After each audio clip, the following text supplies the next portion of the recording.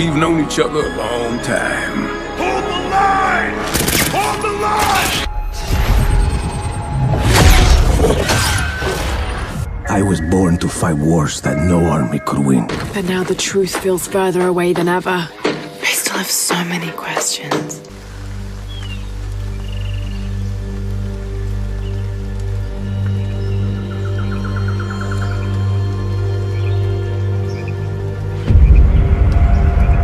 Matt, that crash site is just ahead.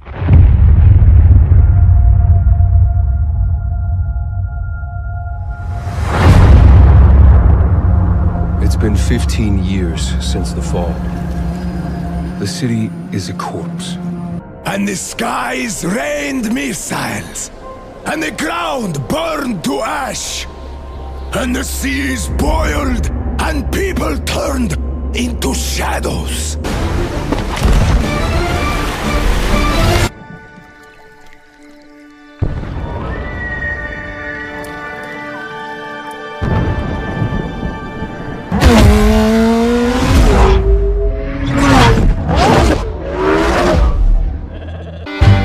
Almost heaven, West Virginia, Blue Ridge Mountains, Shenandoah. Hello guys, it's your boy TheToxicBigFoot and welcome back to another video, and today is going to be a little different than usual, so bear with me guys and we'll jump straight into it, alright?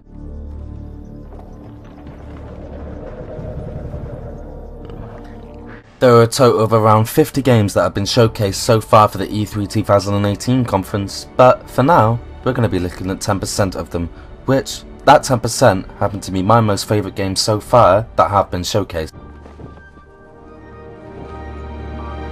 So without further ado, I think it's safe to say to sit back, relax and enjoy some of the games that I have handpicked out from E3's 2018 conference. Hope you guys enjoy, and hopefully you can find some common ground and agree with me that you're just as excited as I am to watch these games come out and watch some of the developing trailers come out over the next coming months.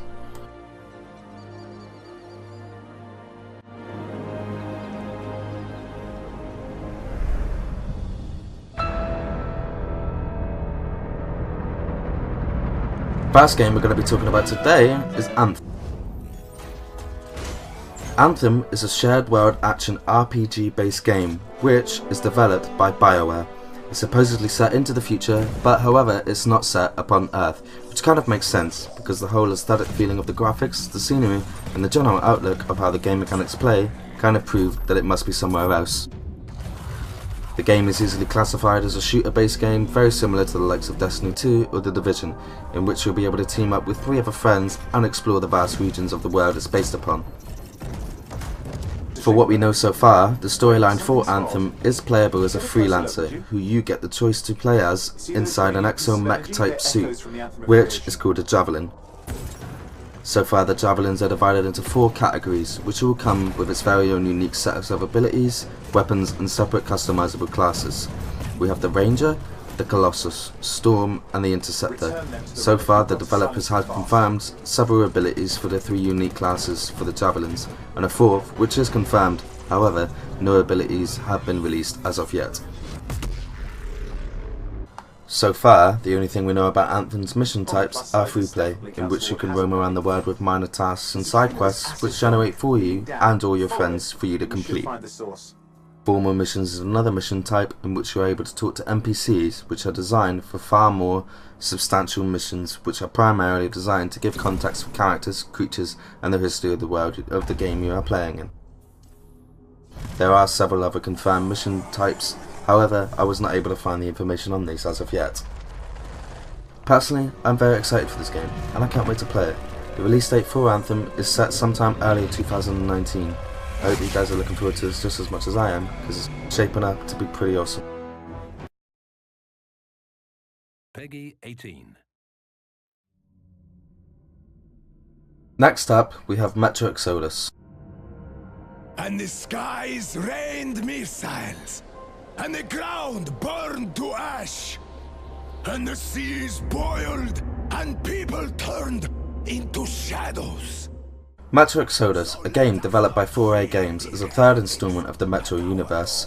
It's set in the year 2036 and it follows the events 2 years after Metro Last Light on a post-apocalyptic Earth that has been savagely devastated by a nuclear war 23 years ago. Most of the country has been destroyed or occupied. Even those who speak our language might be enemies, by conviction or out of fear. We will not. The game is a continuation of the ending which takes place in Metro Last Light, which, for obvious reasons, I won't discuss due to spoilers for those who haven't played any of the previous games. Amen. Let's move out, Artyom.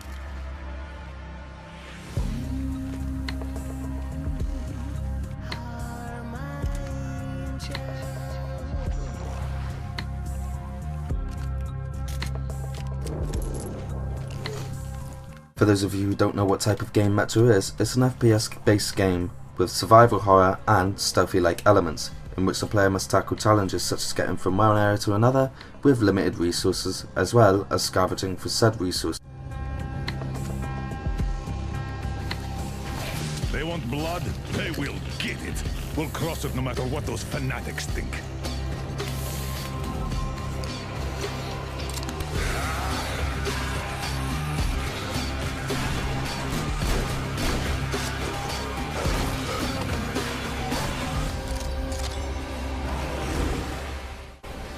Whilst you are attempting to remain stealthy and scavenge and craft for resources for your handmade weaponry, you also have to engage in combat against brutally mutated creatures as well as humans, which previous Metro games have been proven to be volatile.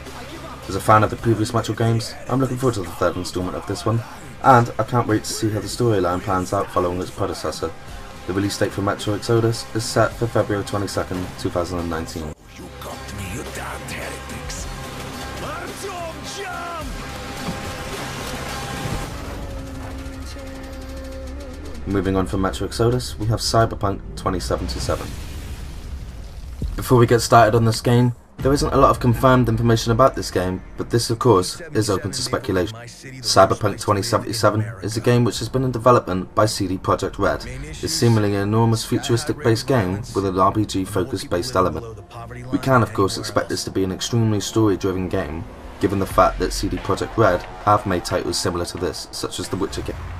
It has been confirmed by the developers that there will be different endings based on the player's agency and choice throughout the game.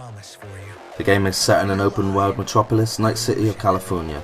The setting for this game is that the US has fallen to balkanization and bankruptcy after succumbing to rebellion, famine, warfare and kinetic bombardment. For those of you that are confused, balkanization means that the country has divided into smaller and mutually hostile states and or groups. Mega corporations have seized control of sovereign states and have built enclaves within which they only strictly allow their employees to live. Outside of territories are cities where rival rebellious gangs and governments compete for dominance, and the heartland is savaged by severe dust storms weathered by nomads. In outer space, a group called the Orbitals, given by the Eurozone countries, wield mass driver as a method of deterrence in the event that their economic sovereignty is challenged. In 2077, the world has reached technological singularity, and the people are divided into many social classes, and each given player character is customizable. Unfortunately, for such an epic looking release trailer, this is all the information I was able to gather. So, we will have to stay tuned in the upcoming months on more on what the game has to offer. Also sadly, the game is yet to have been given a confirmation on the release date.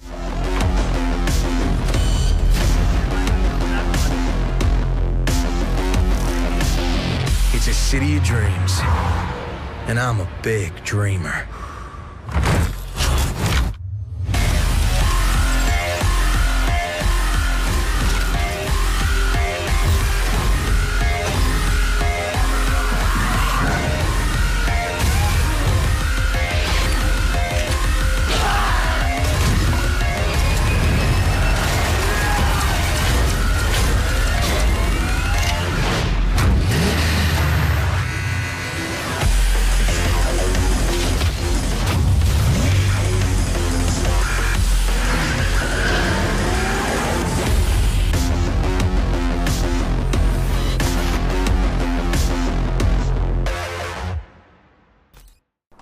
Next up, we have Tom Clancy's The Division 2.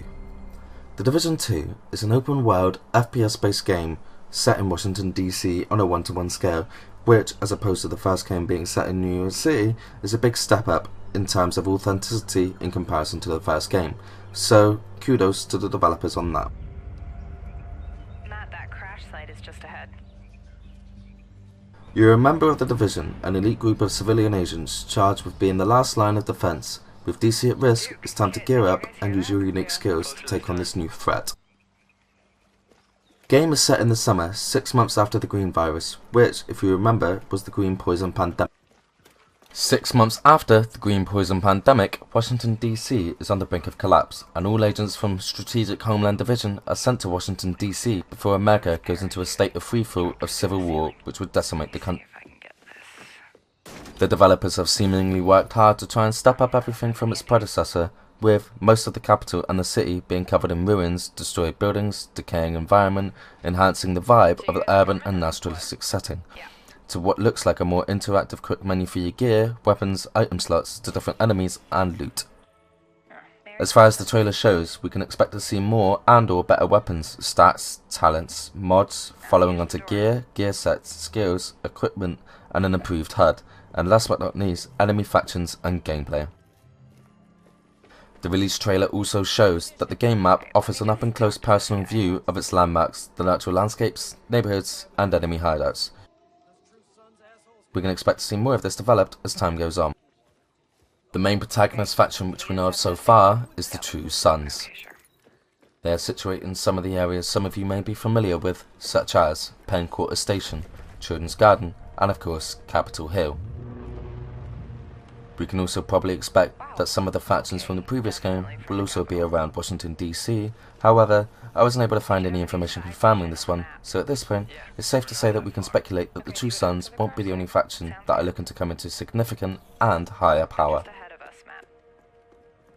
With the first game focusing more on the multiplayer aspect as opposed to the campaign side of it, and thus feeling like a missed opportunity, one can only hope that the developers have learned from this and hopefully can balance out both a meaningful, lengthful campaign and an interactive, enjoyable experience in multiplayer. A lot of loot down there. Hey, you guys should really check this out. We can also speculate that there will probably be a dark zone implemented for the multiplayer, however once again this has not been confirmed and is purely open to speculation.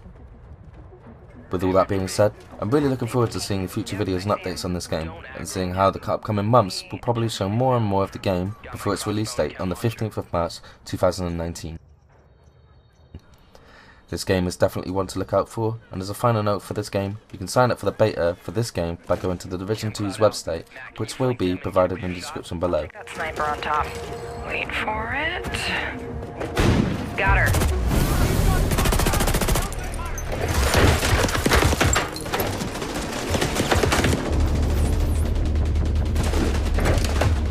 Matt, look out! Alright, let me try to get that tank off you. More bad guys on the other side of the plane. Grenade, grenade! Dude, come on. Yep.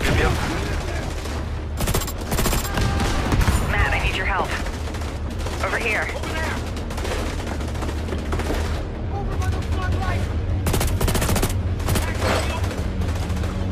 Seeker mine out. Whoa! Oh, I'm stuck.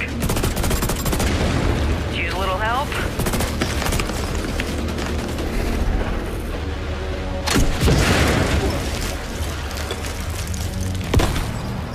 Thanks, Matt. Oh, there's a dude rushing through the plane. Guys. Yep, I'll see what I can do. Got him. I'm down. Yeah, hang on, I'll get you. I'll cover you guys. Come on, come on.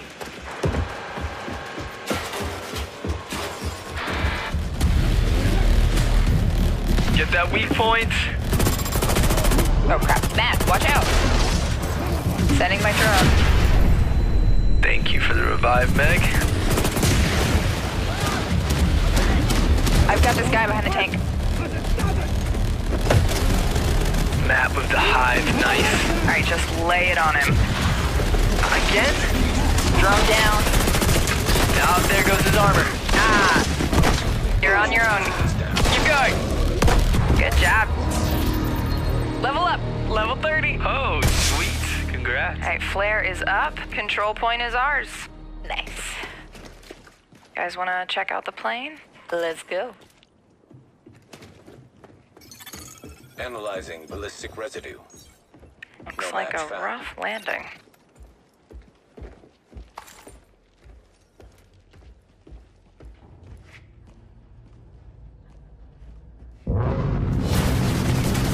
Jesus! Whoa, that's nuts.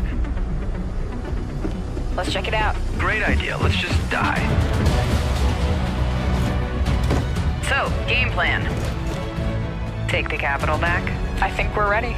3, 2, 1, go, go, go, go, go!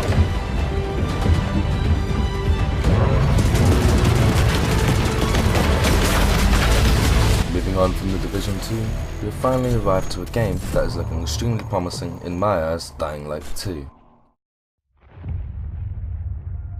Dying Light 2 is an open-world first-person survivor horror action-adventure game developed by Techland.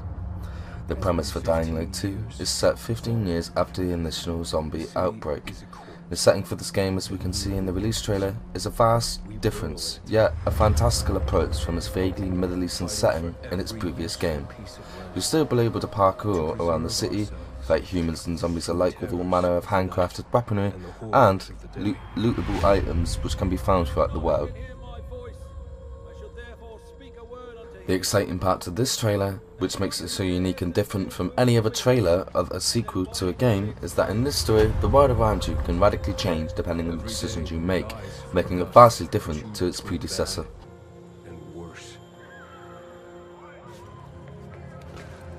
Whilst the aesthetic familiarity of the world around you brings back the nostalgia from the first game, including the DLC the following, Dying Light 2 somehow surpasses that with the updated visuals which make the game look vibrant and jaw-droppingly stunning in comparison to the previous one. And these choices we take to survive will create the world. From the decaying buildings that are slowly being consumed once again by nature to the scarce wildlife, the constant plague of zombies that roam the streets, buildings and alleys to the human survivors, mercenaries and seemingly so, the factions that appear around the world, in which all will be affected by the choices of the story that you choose to make as you play through the game. We can definitely expect to see some new types of hordes, some new types of zombies, some new types of humans, and different lootable items, as well as a vastly improved system for crafting your handheld weaponry. We can see in the trailer that the day to night differences are seemingly harsher, but probably will be more rewarding in terms of loot and finding blueprints. We can also, of course, expect to find hidden areas for specialised weapons and items, a bigger, more immersive open world, as well as more side quests and a more interactive experience when it comes to the multiplayer side of the game. So far, this game excites me more than any of the others, as I cherish zombie-driven games with my dear heart, and I certainly look forward to more information being released on this game, and I'll definitely be updating you guys as it goes. However, despite the several minutes of direct footage of the gameplay we were shown at E3, which seemingly implies that the game is very much in the final stage of its production, we have no idea when the game will actually be releasing, so for now, we will have to speculate on what we can expect to see in the upcoming months, but knowing what we have seen so far from the trailer, and knowing what we do from the previous games, we can most certainly expect that we will not be disappointed. There's even running water for the people at street level. And that raises their morale and allows you to replenish your energy on the go. But there's a cost to this. The PKs have a rigid approach to law and order. So while the streets may be safer, it's only safe for those who side with them. So if you get on their bad side... Now let's return to that moment of choice. And instead of killing them, you choose to team up with this group to supply water in the black market. As you will see, this creates a very different set of consequences for the city. With water being a precious currency, it brings you access to new resources and trade. But this in turn attracts the worst type of people to the area. And this is just a single decision, one out of hundreds you'll have to make. But it allows you to carve out your own world, your own city from the apocalypse.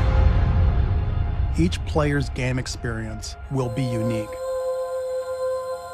And by the way, this is just what happens in the day. At night, well, things tend to get a lot darker.